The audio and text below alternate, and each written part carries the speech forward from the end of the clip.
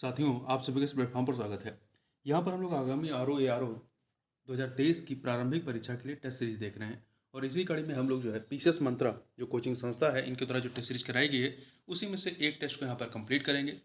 इसके पहले पार्ट में 70 क्वेश्चन कंप्लीट करेंगे और शेष बचे हुए 70 क्वेश्चन को हम लोग नेक्स्ट पार्ट में कवर करेंगे। और ध्यान रखिएगा, ये सारे प्रश्न आपके आर ओ के साथ ही एपीएस की परीक्षा के लिए, साथ ही साथ जो आगामी पीसीएस की परीक्षा होगी उन सभी के लिए भी काफ़ी महत्वपूर्ण आपके लिए साबित होगा। चलिए प्रारंभ करते हैं। इसमें पहला प्रश्न है कि निम्नलिखित में से कौन सा ताम्र पाषाणिक स्थल उत्तर प्रदेश में स्थित नहीं है। तो चारों विकल्प देखिए, तो इसमें नहरान, खैराडी और शौहगौरा ये सभी उत्तर प्रदेश में है, परंतु नौदा टोली जो है, नौदा टोली ये पश्चिमी मध्य प्रदेश का एक प्रमुख ताम्र पाषाणिक पुरा स्थल है। भारत में सर्वप्रथम कृषि का प्रारंभ किस काल में होता है? तो इसका प्रारंभ सर्वप्रथम जो है वो नवपाषाण काल में होता है तथा भारतीय उपमहाद्वीप में प्राचीनतम जो कृषि के साक्ष्य मिलते हैं गेहूं के रूप में, वो उत्तर प्रदेश के संत कबीर नगर जनपद में स्थित लहुरादेव से मिलते हैं। निम्नलिखित में से कौन सा सुमेलित नहीं है स्थल और उसके उत्खनन कर्ता के रूप में? तो देखिए यहाँ पे 4 दिए गए हैं। तो हड़प्पा का उत्खनन जो है दयाराम साहनी जी ने किया था, ना कि रखालदास बनर्जी ने। तो पहला वाला आपका सुमेलित नहीं है। चंदहुदड़ो से संबंधित है मैं के, रोपण से संबंधित है यज्ञदत्त शर्मा, परंतु लोथल से आर.एस. बिष्ट नहीं है, बल्कि लोथल से एस.आर. राव, लोथल से संबंधित है एस.आर. राव। तो पहला और चौथा जो है वो सुमेलित नहीं, डी ऑप्शन हो जाएगा। आर.एस. बिष्ट ने धौलावीरा का उत्खनन किया था और रखालदास बनर्जी ने मोहनजोदाड़ो का। आगे बढ़ते हैं। सिंधु घाटी सभ्यता का कौन सा स्थल प्राक हड़प्पा कालीन तथा हड़प्पोत्तर तीनों कालों का प्रतिनिधित्व करता है? कौन सा स्थल है? तो ये है आपका मांडा, जम्मू कश्मीर में स्थित मांडा। ठीक है, देखिए मांडा के अतिरिक्त सुरकोटदा, धौलावीरा तथा राखीगढ़ी जो हैं ये ऐसे सैन्य स्थल हैं जो उपयुक्त तीनों कालों का प्रतिनिधित्व करते हैं। आगे बढ़ते हैं। निम्नलिखित में से कौन सा सही सुमेलित है? तो आप इसमें देखें, दैमाबाद जो है ये गोदावरी नदी के किनारे नहीं बल्कि प्रवरा नदी के किनारे रही है। आलमगीरपुर जो है हिंडन नदी के किनारे। शुद्ध कोंगडोर ये दाशक नदी के किनारे। ये आपका सही है। ठीक है, सी वाला सही है। मांडा जो है सिंधु नहीं चेनाब नदी के किनारे। आगे बढ़ते हैं। हड़प्पा सभ्यता का प्रमुख स्थल शार तुलई वर्तमान में किस देश में स्थित है? तो ये जो शार तुलई है ये आपका कहाँ पे है? वर्तमान में अफगानिस्तान में आता है, अफगानिस्तान में। ठीक है, निम्नलिखित में किस पशु का चित्र जो है वो हड़प्पा सभ्यता की मोहरों पर नहीं पाया गया है? तो आप देखें, हड़प्पा सभ्यता की जो मोहरें हैं उस पर बैल, हिरन, गैंडा के चित्र पाए गए, परंतु घोड़े का चित्र नहीं पाया गया है। क्वेश्चन नंबर 8 देखते हैं। हड़प्पा सभ्यता के संबंध में कौन सा कथन जो है असत्य है? ये 4 कथन दिए गए हैं। तो इसमें देखिए, हड़प्पा सभ्यता की लिपि भाव चित्रात्मक थी जिसे अभी तक पढ़ा नहीं जा सका, ये कथन सही है। दूसरा, हड़प्पा सभ्यता का समाज मात्र सत्तात्मक प्रकृति का था, ये भी सही है। सी, हड़प्पा सभ्यता के धार्मिक रीति रिवाजों में समानता विद्यमान थी, ये आपका कथन सही नहीं है। क्योंकि देखिए, हड़प्पा सभ्यता में भिन्न भिन्न क्षेत्रों में अलग अलग धार्मिक रीति रिवाज प्रचलित थे, जैसे कि अंतिम संस्कार की विभिन्न विधियां जो है वो पाई गई हैं। ठीक है, इसके अतिरिक्त हड़प्पा, तो यहाँ पर आपका जो है सी वाला सही नहीं, हड़प्पा वासी पुनर्जन्म में विश्वास रखते थे, ये आपका सही है। अगला प्रश्न देखते हैं। सिंधु सभ्यता के पतन के संबंध में कौन सा एक मत जो है प्रचलित मत है? तो आप देखिए, इसमें 4 विकल्प दिए गए हैं। तो इसमें बाढ़ और भूकंप जैसी प्राकृतिक आपदा, नदी मार्ग परिवर्तन, आर्यों का आक्रमण, बहुत सारे कारणों में से ये कारण भी सम्मिलित है, इसलिए यहाँ पे 9 का डी जो है वो सही हो जाएगा। अगला है, प्राचीन आर्यों के निवास स्थल सप्त सिंधु क्षेत्र के विस्तार में कौन सी नदियाँ शामिल नहीं थी? तो 7 नदियाँ थीं। ठीक है, 7 नदियाँ इसमें शामिल थीं, जिसमें बितिस्ता, अश्कनी, सरस्वती आती है, परंतु गोमल नदी नहीं आती। देखिए कौन कौन सी है? सिंधु है, बितिस्ता अर्थात झेलम, अश्कनी अर्थात चेनाब, परुष्णी अर्थात रावी, विपाशा अर्थात ब्यास, शतुद्री अर्थात सतलज और सरस्वती नदियां। शतपथ ब्राह्मण किस वेद का ब्राह्मण ग्रंथ है? तो शतपथ ब्राह्मण जो है आपका यजुर्वेद का। किसका है? यजुर्वेद का जो है वो ब्राह्मण ग्रंथ है। यजुर्वेद के 2 हैं, शतपथ और तैत्तिरीय, जबकि ऋग्वेद के 2 हैं, ऐतरेय और कौशिकी। सामवेद के 2 हैं, जैमिनी और तांड। ठीक है, और अथर्ववेद का 1 है, गोपद ब्राह्मण। आगे बढ़ते हैं, क्वेश्चन नंबर 12 देखते हैं। उत्तर वैदिक काल में कृषि का देवता किसे कहा गया है? तो कृषि का देवता जो है वो इंद्र को माना गया है। किसे माना गया है? इंद्र को माना गया है। अगला है, निम्नलिखित में से कौन सा सुमेलित है जैन तीर्थंकर और उनके प्रतीक चिन्हों के रूप में? तो आप देखिए इसमें कौन सा सुमेलित है बताना है। देखिए नेमिनाथ का जो प्रतीक चिन्ह रहा है वो अश्व नहीं बल्कि शंख रहा है। अजीतनाथ का जो है कलश नहीं हाथी रहा है। और पार्श्वनाथ का जो है वो सर्प रहा है। पार्श्वनाथ का सर्प रहा है, ये सही है। मल्लीनाथ का सिंह नहीं रहा है, कलश रहा है। ठीक है, तो मल्लीनाथ का सिंह नहीं था बल्कि कलश था। इसी प्रकार से ऋषभ देव का बैल रहा है और महावीर स्वामी का सिंह रहा है। ठीक है, तो जो सिंह है ये मल्लीनाथ का नहीं है, मल्लीनाथ का आपका कलश है, जबकि सिंह महावीर स्वामी का है। आगे बढ़ते हैं। बौद्ध दर्शन के अनुसार कौन सा कथन जो है वो सत्य है? तो यहाँ पे दो कथन दिए गए हैं। देखिए पहला, बौद्ध आत्मा की सत्ता को स्वीकार करते हैं, ये स्वीकार नहीं करते हैं, बाद में चल के कुछ हद तक स्वीकार कर लेते हैं, परंतु यही माना जाता है कि बौद्ध आत्मा की सत्ता को स्वीकार नहीं करते। दूसरा, बौद्ध पुनर्जन्म के सिद्धांतों को नहीं मानते, बिल्कुल मानते थे। तो यहाँ दो के दोनों कथन जो है वो गलत है, उपयुक्त में से कोई सही नहीं है। आगे बढ़ते हैं। निम्नलिखित में से कौन सुमेलित नहीं है? कौन सुमेलित नहीं है? देखिए यहाँ पे महाजनपदों के बारे में बात की गई है और उनकी राजधानी के बारे में। तो चेदी की राजधानी शोथिवती, अशमक की पोटिल, कंबोज की हाटक, परंतु अंग की राजधानी जो है वो राजगिरी नहीं थी बल्कि चंपा थी। राजगिरी जो है वो मगध की राजधानी थी। सर्वप्रथम पाटलिपुत्र को राजधानी के रूप में किसने स्थापित किया था? तो राजधानी के रूप में उदयन ने, हरेक वंशीय शासक उदयन ने जो है पाटलिपुत्र की स्थापना कर सर्वप्रथम मगध साम्राज्य की राजधानी को राजगिरी से पाटलिपुत्र स्थानांतरित किया था। मतलब पाटलिपुत्र से पहले राजगिरी राजधानी थी। निम्नलिखित में से मौर्य काल में कौन शिक्षा का प्रमुख केंद्र नहीं माना जाता है? तो देखिए वाराणसी, तक्षशिला, उज्जैन था, परंतु मौर्य काल में नालंदा नहीं था। ठीक है, तो ये ध्यान रखिएगा, मौर्य काल में वाराणसी, तक्षशिला एवं उज्जैन रहते हैं। नालंदा आपका गुप्त वंश में आता है, गुप्त काल में। अगला है, भूमिदान का पहला अभिलेखीय साक्ष्य मिलता है, भूमिदान का कहाँ मिलता है? तो ये आपका नानाघाट अभिलेख से। कौन से? नानाघाट अभिलेख से मिलता है। देखिए आंध्र सातवाहन वंशीय सातकर्णी प्रथम की रानी नागनिका के नानाघाट अभिलेख से पता चलता है कि इसने पहली शताब्दी ईसा पूर्व में ब्राह्मणों एवं बौद्धों को भूमि अनुदान में दी थी। 19 नंबर क्वेश्चन, निम्नलिखित में गुप्तकालीन पश्चिमी तट के बंदरगाहों में कौन सा सप्रमुख बंदरगाह था? तो सप्रमुख बंदरगाह इन चारों में से कौन सा था?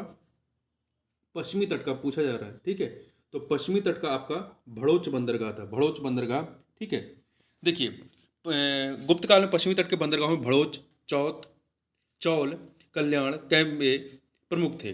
ठीक है, भड़ोच आपके गुजरात में आता है। अगला है, भारत में हूण सत्ता की स्थापना किसके नेतृत्व में हुई थी?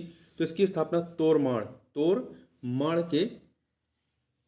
के नेतृत्व में हुई थी। ठीक है, आगे चलते हैं। क्वेश्चन नंबर 21 देखते हैं। समुद्रगुप्त की प्रयाग प्रशस्ति में वर्णित दक्षिण भारत की विजय को कहा गया है, क्या कहा गया है? इसे धर्म विजय कहा गया है। क्या कहा गया है? धर्म विजय कहा गया है। ठीक है, प्रयाग प्रशस्ति से पता चलता है कि समुद्रगुप्त ने दक्षिण भारत के राज्यों को जीतने के बाद उनके राज्य वापस कर दिए थे, इसलिए इस विजय को धर्म विजय कहा गया है। क्वेश्चन नंबर 22 देखते हैं। किस शासक को ग्रीक लेखकों ने अग्रमीज एवं जैंद्रमीज नाम से पुकारा है? तो किसने? घनानंद। तो घनानंद को पुकारा गया है। ठीक है, अंतिम नंद राजा घनानंद जो कि सिकंदर का समकालीन था, इसको एकराट की उपाधि धारण करने वाला संभवतः पहला शासक माना जाता है। और यूनानी लोग घनानंद को अग्रमीज और जैंद्रमीज कहा करते थे। गुप्तचर प्रणाली का वर्णन करने वाला प्रथम ग्रंथ कौन सा है? तो ये है आपका अर्थशास्त्र। ठीक है, अर्थशास्त्र है। आगे बढ़ते हैं। यहां पर एक सेकंड, इंडिका की जो मेगास्थनीज थे उन्होंने इंडिका की रचना की थी। ठीक है, और जबकि गुप्तचर का सबसे पहले बार जो वर्णन होता है वो किसमें होता है? अर्थशास्त्र में। और गुप्तचर को गुण पुरुष कहा गया है, जबकि गुप्तचर विभाग का नाम जो है महामात्य सर्प मिलता है। आगे चलते हैं। क्वेश्चन नंबर 24 देखते हैं। 24 नंबर क्वेश्चन है आपका, किसके सिक्कों पर संकर्षण एवं वासुदेव दोनों अंकित हैं? तो ये आपका इन चारों में हुविस्क के सिक्कों पर जो है संकर्षण एवं वासुदेव दोनों अंकित पाए गए हैं। इसके अतिरिक्त जो है बुद्ध, शिव, कार्तिकेय, विष्णु, संकर्षण, उमा आदि के भी चित्र मिलते हैं। आगे बात करते हैं। हुविस्क जो है कुषाण शासक रहा है। निम्नलिखित में से मंदसौर प्रशस्ति की रचना किसने की थी? तो इसकी रचना जो है वो वत्स भट्ट ने की थी। वत्स भट्ट कुमारगुप्त प्रथम का दरबारी कवि था। इसने 472 ईस्वी में मंदसौर प्रशस्ति की रचना की। इसके अतिरिक्त जो बीरसेन साव हैं, ये विकल्प में बीरसेन साव चंद्रगुप्त द्वितीय का युद्ध सचिव था और इसकी रचना उदयगिरी गुहा लेख रही है। और हरिसेन ने जो है प्रयाग प्रसिद्ध की रचना की थी, जबकि कालिदास ने जो है मालविकाग्निमित्रम, विक्रमो वर्षीयक, रघुवंश एवं मेघदूत इत्यादि की रचना की थी। अगला है निम्नलिखित में से कौन सही सुमेलित नहीं है। तो देखिए, प्रियदर्शिका की रचना जो है हर्ष ने की थी, हर्षचरित की बाण भट्ट ने, सूर्य शतक की मयूर ने, परंतु मयूर शतक की जयसेन ने नहीं की थी। ठीक है, तो देखिए मयूर शतक अथवा सूर्य शतक की रचना मयूर ने की थी। ठीक है, दोनों एक ही है, तो यहाँ पर आपका डी वाला सही नहीं है। आगे बढ़ते हैं, क्वेश्चन नंबर 27 देखते हैं। निम्न में से अशोक ने किस गुफा का निर्माण बिहार के बराबर पहाड़ी में नहीं करवाया? बराबर पहाड़ी में नहीं करवाया था। देखिए, अशोक ने सुदामा गुफा, कर्ण चौपार गुफा, विश्व झोपड़ी गुफा, इनका निर्माण कराया था, परंतु लोमर्सी गुफा का निर्माण इसने नहीं कराया था। ठीक है, तो ध्यान रखिएगा इसमें। जबकि लोमर्सी गुफा का जो निर्माण है वो अशोक के पौत्र दशरथ ने नागार्जुनी पहाड़ियों में करवाया था। आगे बढ़ते हैं, मौर्यकालीन करों में कौन सा एक प्रकार का धार्मिक कर था? कौन सा? देखिए, इन चारों में जो है बलि एक प्रकार का धार्मिक कर था, जबकि रज्जु भूमि की माप के समय लिया जाने वाला कर था, विविध चरागाह कर था, हिरण्य जो था यह एक नगद कर था जो अनाज के रूप में न लेकर के नगद लिया जाता था। आगे बढ़ते हैं, निम्नलिखित में से किन शासकों ने प्रांतों में द्वैत शासन प्रणाली का प्रचलन किया था? तो किन शासकों ने? कुषाणों ने किया था। देखिए, शको तथा पार्थियन ने संयुक्त शासन का चलन जो है वो प्रारंभ किया, जबकि शकों और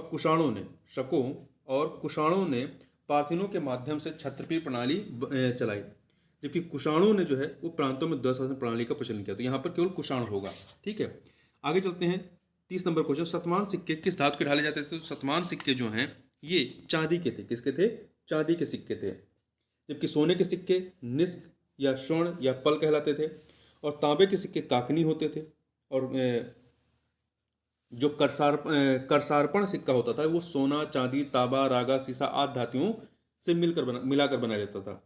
अगला है, निम्न में से किस शासक ने नालंदा विश्वविद्यालय की स्थापना कराई थी? तो किसने कराई थी? तो नालंदा विश्वविद्यालय की स्थापना जो है वो महेंद्रादित्य ने कराई थी। देखिए, कुमारगुप्त की उपाधि एक थी महेंद्रादित्य।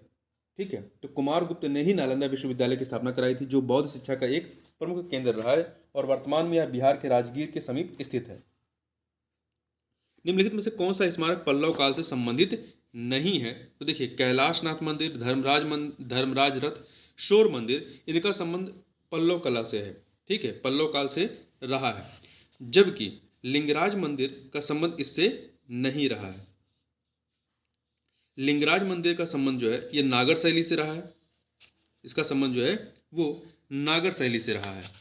आगे चलते हैं, तो यहाँ पे डी ऑप्शन हो जाएगा। क्वेश्चन नंबर 33 देखते हैं।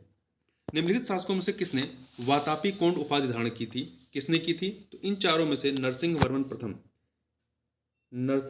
प्रथम। देखिए, चालुक्य शासक पुलकेशिन द्वितीय को पराजित कर उसकी राजधानी वातापी पर अधिकार करने के पश्चात नरसिंह वर्मन प्रथम ने वातापी कोंड की उपाधि धारण की थी। महेंद्र वर्मन प्रथम ने शत्रुमल, परमेश्वर प्रथम ने एकमल तथा नरसिंह वर्मन द्वितीय ने अमित्रमल की उपाधि धारण की थी। पल्लव वंश का अंतिम शासक कौन था? तो पल्लव वंश का अंतिम शासक जो था वो अपराजित था। कौन था? अपराजित। देखिए, कांची के पल्लव वंश का संस्थापक सिंह वर्मा था, जबकि इनका वास्तविक नाम क्या था? सिंह विष्णु था। और अंतिम महत्वपूर्ण पल्लव शासक अपराजित वर्मन, जबकि अंतिम शासक कंप वर्मा था। ठीक है, अंतिम शासक जो था कंप वर्मा था। और पल्लव शासकों की राजधानी कांची थी, जबकि कावेरी नदी को पल्लवों की प्रिया कहा जाता था। आगे बढ़ते हैं, हिंदू, जैन एवं बौद्ध तीनों ही धर्मों का प्रतिनिधित्व करने वाली गुफा कौन सी है? तो इन चारों में से यह है एलोरा गुफा। एलोरा में बौद्ध धर्म, ब्राह्मण धर्म और जैन धर्म से संबंधित जो है गुफाएं मिलती हैं। इनका निर्माण जो है 5वीं शताब्दी से लेकर 12वीं शताब्दी ईस्वी तक हुआ है, और इसमें कुल 34 गुफाएं हैं। उत्तर रामचरितम के रचयिता कौन है? तो इसके रचयिता है भवभूति। ठीक है, भवभूति। देखिए, भवभूत कन्नौज नरेश यशोवर्मन के दरबार में रहते थे। यहीं पर भवभूत ने संस्कृत के 3 नाटक महावीर चरित, मालती माधव एवं उत्तर रामचरित लिखा था। राजतरंगणी में वर्णित है कि ललितादित्य ने यशोवर्मन को हराया और उसके दरबार में रहने वाले वाकपति एवं भवभूत को कश्मीर ले आया। आगे बढ़ते, मोहम्मद गोरी गजनी जाते हुए किसके द्वारा मारा गया था? तो इसको मारा था खोखरों ने। किसने मारा था? खोखरों ने। देखिए, मोहम्मद गोरी के सिंधु नदी के तट पर दम्यक नामक स्थान पर नमाज पढ़ते समय 1206 ईस्वी में हत्या कर दी गई। चंद्रवरदाई इसका श्रेय पृथ्वीराज तृतीय को देते हैं, जबकि जो कि तर्कसंगत नहीं है। आधुनिक इतिहासकार खोखरों को इसका श्रेय देते हैं। गोरी के 100 को गजनी में दफनाया गया। मोहम्मद गोरी ने गोमल दर्रे से भारत पर आक्रमण किया तथा उसका पहला आक्रमण 1175 ईस्वी में मुल्तान के करमाथी जात के सियाओं पर हुआ था। मृत्यु के उपरांत कुतुबुद्दीन ऐबक को कहाँ दफनाया गया था? तो इसको जो है लाहौर में दफनाया गया था। कहाँ पर? 1210 ईस्वी में ऐबक की लाहौर में चागोन खेलते समय मृत्यु होती है और इसको लाहौर में ही दफनाया गया था। आगे बात करते हैं, बलबन का जन्म तुर्कों के किस संप्रदाय में हुआ था? तो इसका जन्म इलवरी संप्रदाय में, तुर्कों के इलवरी संप्रदाय में हुआ था। उसका मूल नाम बहाउद्दीन था। जब वह सुल्तान बना तो उसने गियाउद्दीन की उपाधि धारण की। उसकी एक अन्य उपाधि उलुग खां था और बलबन को द्वितीय इलवरी वंश का संस्थापक कहा जाता है। निम्नलिखित में से दिल्ली का प्रथम शासक कौन था जिसने दक्कन को भेजा था? तो वो था अलाउद्दीन खिलजी। देखिए, अलाउद्दीन, महावत खां, शाहजहां एवं औरंगजेब ने अपने सामरिक एवं राजनीतिक जीवन की शुरुआत दक्कन से ही किया था। दक्षिण भारत का पहला तुर्की आक्रमण जलाउद्दीन खिलजी के काल में होता है और वहीं दक्षिण जाने वाला पहला सुल्तान अलाउद्दीन खिलजी था। अलाउद्दीन खिलजी के दक्षिण अभियान का मुख्य उद्देश्य धन प्राप्ति था। अलाउद्दीन खिलजी के समय में दक्षिण भारत की विजय का मुख्य श्रेय जो है वो मलिक कफूर को जाता है। पैगंबर के सेनापति उपाधि का उपयोग किस सल्तनत सुल्तान ने किया था? तो इसका उपयोग खुसरो शाह ने। किसने किया था? खुसरो शाह ने किया था। मुबारक खिलजी ने उसे खुसरो खां की उपाधि दी तथा अपने राज्य का प्रधानमंत्री बनाया था खुसरो शाह को। 42 नंबर क्वेश्चन देखते हैं। 42 नंबर, मशाहत निम्न से संबंधित है। किससे संबंधित है? तो मशाहत जो है वो भूमि से संबंधित है। किससे? भूमि से संबंधित है। ध्यान रखिएगा, पैमाइश के आधार पर भू राजस्व का बंदोबस्त मशाहत कहलाता था। इसमें प्रति इकाई बिश्वा को आधार बनाया जाता था। अलाउद्दीन खिलजी दिल्ली सल्तनत का पहला सुल्तान था जिसने मशाहत को अपनाया था। क्वेश्चन नंबर 43 देखते हैं। तो ये क्या है आपका? अमीर खुसरो ने अपनी रचना आशिका किसके आदेश पर लिखी थी? तो आशिका जो है इसने खिज्र खान के आदेश पर लिखी थी। आशिका देवल देवी एवं खिज्र खान के प्रेम संबंधों पर आधारित पुस्तक है। उन्होंने 1315 ईस्वी में इस पुस्तक का लेखक खिज्र खां के आदेश पर किया था।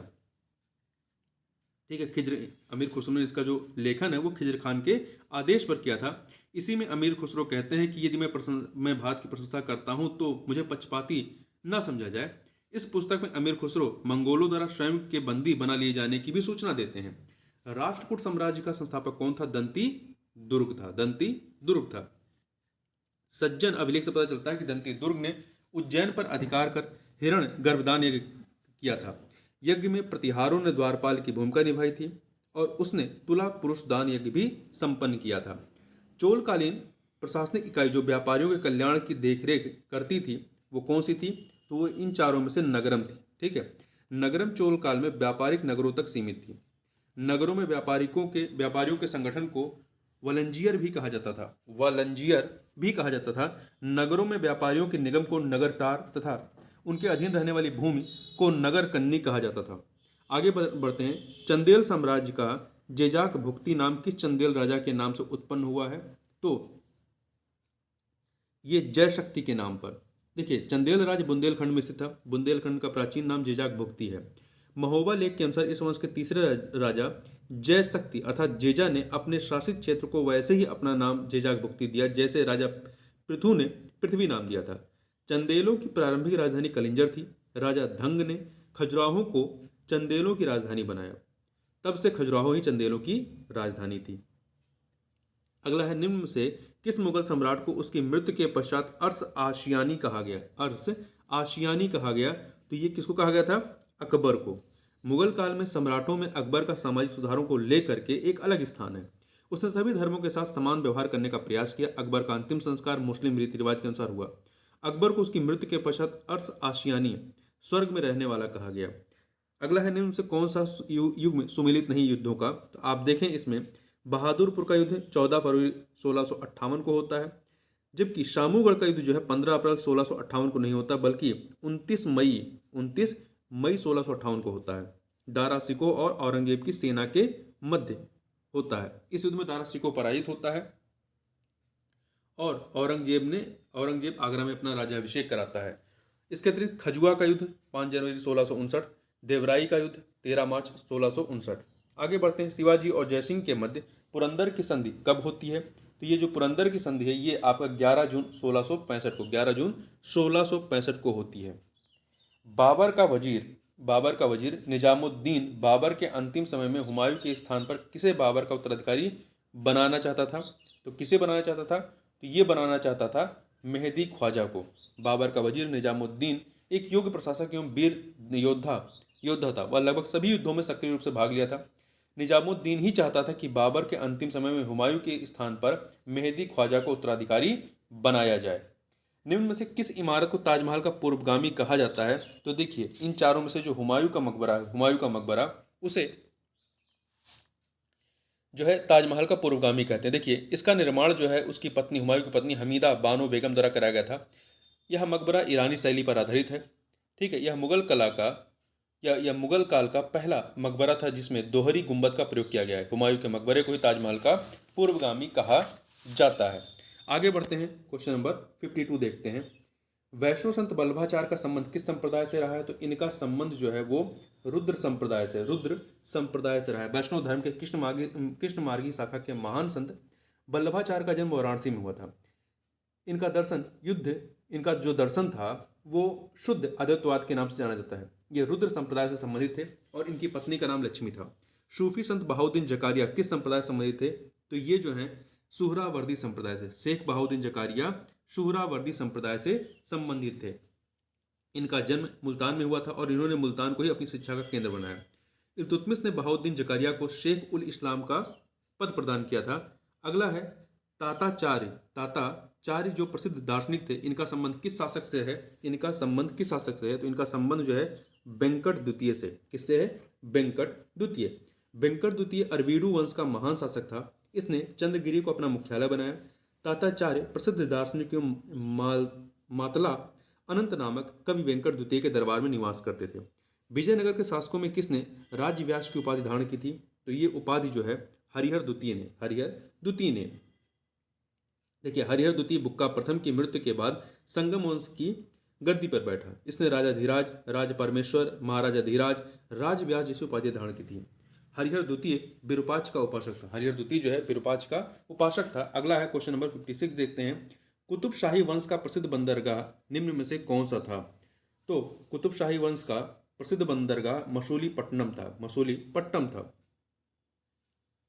आगे बात करते हैं, जयमल और फत्ता नामक वीर योद्धाओं का संबंध किस स्थान से रहा है? तो इनका संबंध जो है वो मेवाड़ से रहा है। कहाँ से? मेवाड़ से। देखिए, अकबर के समय मेवाड़ में सिसोदिया वंश का शासन था। अकबर ने जब मेवाड़ पर आक्रमण किया तो उस समय राणा उदय सिंह के दो सरदार जयमल एवं फत्ता पर ही दुर्ग की सुरक्षा की जिम्मेदारी थी और दोनों ही अपने समय के वीर योद्धा थे। क्वेश्चन नंबर 58 देखते हैं। बंगाल में स्थित दाखिल दरवाजा निम्न से किसने बनवाया था? तो ये दरवाजा जो है बारबक शाह ने। किसने बनवाया था? बारबक शाह ने बनवाया था। देखिए, बंगाल के इलियास शाही शासकों में रुकनुद्दीन बारबक शाह एक सज्जन एवं कानून मानने वाला शासक था। वह बंगाली साहित्य का महान संरक्षक था। इसी ने दाखिल दरवाजा का निर्माण करवाया था। पर्सी ब्राउन ने लिखित दाखिल दरवाजा को हिंदू मुस्लिम स्थापत्य कला की सर्वोत्कृष्ट रचना कहा है। निम्न में से किसे जगत भूषण की उपाधि प्रदान की गई है? तो ये जगत भूषण की उपाधि हुसैन शाह को, किसको? हुसैन शाह को प्रदान की गई है, क्योंकि जो हुसैन शाह थे वह हिंदू मुस्लिम जनता के साथ समान व्यवहार करता था। हिंदुओं ने उसे कृष्ण का अवतार, निरपति तिलक, जगत भूषण उपाधि प्रदान की थी। वह जो है वैष्णव संत चैतन्य महाप्रभु का समकालीन था। आगे बढ़ते हैं, क्वेश्चन नंबर 60 देखते हैं। क्वेश्चन नंबर 60 है आपका कि कश्मीरी शासक जैनुल आबदीन से संबंधित निम्न कथनों पर विचार कीजिए। यहाँ पर आपके पास 4 कथन है, बताना है इनमें से कौन सा सही है। इसे कश्मीर का अलाउद्दीन कहा जाता है। इसे कश्मीर का जैनुल आबदीन, देखिए इसे कश्मीर का अलाउद्दीन नहीं कहा जाता, इसे कश्मीर का अकबर कहा जाता है। ठीक है, इसे कश्मीर का अकबर कहा जाता है। दूसरा, इसने गौहत्या प्रतिबंधित कर दिया था, सही है। यह कुतुब नाम से अरबी में कविताएं लिखता था, ये भी सही है। अरबी में नहीं, फारसी में लिखता था। ठीक, कुतुबनाम से फारसी में लिखता था, अरबी में नहीं लिखता था। और वहीं इसने मुल्ला अहमद को महाभारत एवं राजतरंगड़ी का फारसी में अनुवाद करने के लिए नियुक्त किया था। ठीक है, तो यहाँ पर आप देखें, पहला गलत है, दूसरा सही है, चौथा सही है। तो यहाँ पे 2 और 4 ही सही होने चाहिए। ठीक है, यहाँ पर आपको देखें 2 और 4 सही होने चाहिए। इसे कश्मीर का अलाउद्दीन नहीं बल्कि कश्मीर का अकबर कहा जाता था। आगे बढ़ते हैं। निम्न में से किस शासक ने इथियोपियाई एवं तुर्क दासियों से युक्त एक अंग सेना गठित की थी? किसने गठित की थी? तो गयास शाह ने। मालवा में खिलजी वंश की स्थापना गयास शाह के पिता महमूद खिलजी ने की थी, लेकिन गयास शाह अपने पिता की तरह साम्राज्य विस्तारवादी सोच का ना होकर धर्मपरायण था। इसके चरित्र में बहुत अंतर विरोध था। इसके महल में 10,000 से ज्यादा दासियां थीं। इसी ने इथियोपियाई एवं तुर्की दासियों से युक्त एक अंगरक्षक सेना गठित की। इसने जैनों को भी शासन में जगह दी थी, जैन धर्म मतावलंबियों को। निम्न से कौन सुमिलित नहीं है? तो आप देखें, बहादुर शाह प्रथम को साहेब खबर कहते हैं, जहादर शाह को लंपट मूर्ख कहते हैं, मोहम्मद शाह को रंगीला कहते हैं, शाह आलम द्वितीय को जो है घृणित कायर नहीं कहते हैं। यहाँ पर आपका डी वाला सही नहीं है। ठीक है, तो आप यहाँ पे देखें, घृणित कायर जो है फरुखसियर को कहा जाता था। घृणित कायर जो है वो फरुखसियर को कहा जाता था। आमेर के राजा जयसिंह द्वारा आधुनिक उपकरणों से युक्त वेधशाला निम्न से किस स्थान पर नहीं बनाई गई? किस स्थान पर? देखिए, इनके द्वारा जो है जो वेधशालाएं थी 5 जगह बनाई गई थी, मथुरा, उज्जैन, जयपुर और दिल्ली। ठीक है, इसके अतिरिक्त बनारस में भी थी, परंतु अजमेर में नहीं बनवाए थे इन्होंने, अजमेर में नहीं बनवाई थी। आगे चलते हैं। अगला है, निम्न में से कौन सा कथन टीपू सुल्तान के बारे में सत्य नहीं है? इन चारों में देखिए, उसने अपने नाम के सिक्के चलवाए थे, ये कथन सही है। जर्मनी और मैसूर के मैत्री का प्रतीक स्वतंत्रता का वृक्ष लगवाया था, नहीं। फ्रांस और मैसूर के मैत्री का प्रतीक था। ठीक है, तो बी वाला सही नहीं। नौसेना बोर्ड का गठन किया, इसने सुल्तान की उपाधि धारण की, सही है। आगे बात करते हैं, और ध्यान रखिएगा, साम्राज्यवादी लेखकों ने टीपू को सीधा साधा दैत्य भी कहा है, मतलब उपाधि दी है। नानक शाही सिक्के किसने चलाए थे? तो नानक शाही सिक्के जो हैं वो रणजीत सिंह ने। किसने? रणजीत सिंह ने चलाए थे, ध्यान रखिएगा। किस पुर्तगाली वायसराय ने कोच्चिन की जगह गोवा को राजधानी बनाया था? तो ये बनाया था नीनू डी कान्हा ने। नीनू डी कोन्हा, ये 1529 में पुर्तगाली वायसराय बनकर भारत आता है, और इसने 1530 में इसने कोच्चिन की जगह गोवा को राजधानी बनाया था। आगे बढ़ते हैं, क्वेश्चन नंबर 67 देखते हैं। डचों ने भारत में अपने पहले कारखाने की स्थापना कहाँ पर की थी? तो डचों ने अपने पहले कारखाने की स्थापना 1602 में, नहीं, अपना जो प्रथम कारखाना 1605 में मसूलीपट्टनम में स्थापित करते हैं, मसूलीपट्टनम में करते हैं। और अन्य कारखानों में 1610 में पुलिकट में, फिर 1616 में सूरत में, फिर इसके बाद 1645 में करिकाल में और 1663 में कोच्चिन में। आगे बढ़ते हैं। किस मुगल शासक ने अंग्रेज दूत कैप्टन हॉकिंस को 400 का मनसब और जागीर प्रदान किया था? तो जहांगीर ने। कैप्टन हॉकिंस इंग्लैंड के राजा जेम्स प्रथम के दूत के रूप में 1608 में भारत आता है और मुगल सम्राट जहांगीर से आगरा में मिलता है। जहांगीर ने उसे आगरा में बसने और 400 का मनसब और जागीर प्रदान की थी। अगला है, प्रथम कर्नाटक युद्ध की समाप्ति किस संधि से होती है? तो इससे की समाप्ति जो है वो एक्सला शैपल की संधि से होती है। देखिए, प्रथम कर्नाटक युद्ध की समाप्ति 1748 में एक्सला शैपल की संधि से होती है। इस समय यूरोप में अंग्रेजों और फ्रांसीसियों के बीच अस्टिया में उत्तराधिकार के लिए लड़ा जा रहा था, एक युद्ध लड़ा जा रहा था, जो इस संधि से समाप्त हो गया, एक्सला शैपल। भारत में प्रथम कर्नाटक युद्ध का तत्कालिक कारण अंग्रेज कैप्टन बर्नट ने कुछ फ्रांसीसी जहाजों पर अधिकार कर लिया था, और यही इसका पहला या प्रमुख कारण बनता है। और इस संधि के पश्चात मद्रास पर पुनः अंग्रेजों का अधिकार हो जाता है। अगला है, द्वैत शासन का जनक किसे माना जाता है? तो द्वैत शासन का जनक जो है वो लियो कार्टिस को माना जाता है। किसको?